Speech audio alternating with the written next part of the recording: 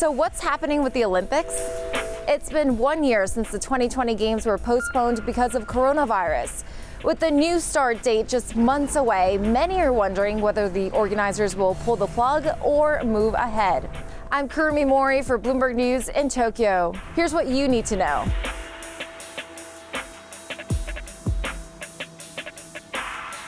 Could the games be postponed again or canceled?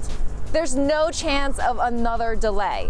Organizers have said the Tokyo Olympics will be canceled, not delayed again, if they can't go ahead as scheduled in 2021. As for an outright cancellation, we still don't know for sure. So much of it depends on the global pandemic.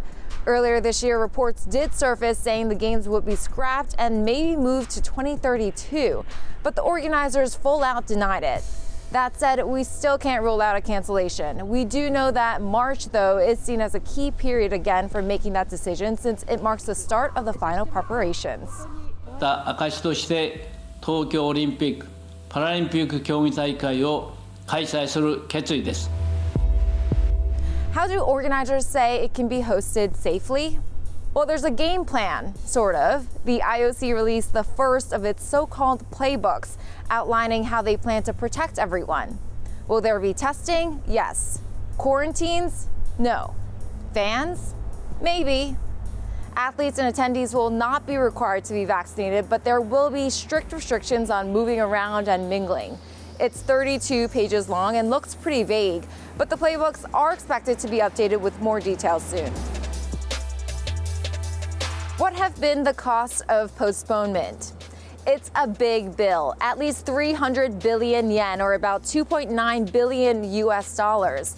The host city contract between Tokyo and the IOC doesn't address postponement because, well, no one imagined this would happen. In general, Olympic costs are tough to track since it's hard to figure out what are Olympic expenses and what are not.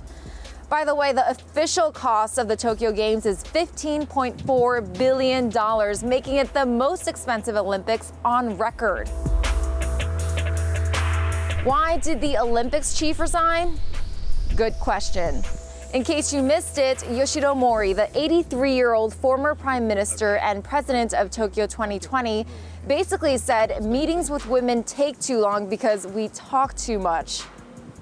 His sexist remarks sparked global outrage, forcing him to step down from his position. And when this news broke, local reports said he could be replaced by 84-year-old Japanese soccer Hall of Famer Saburo Kawabuchi.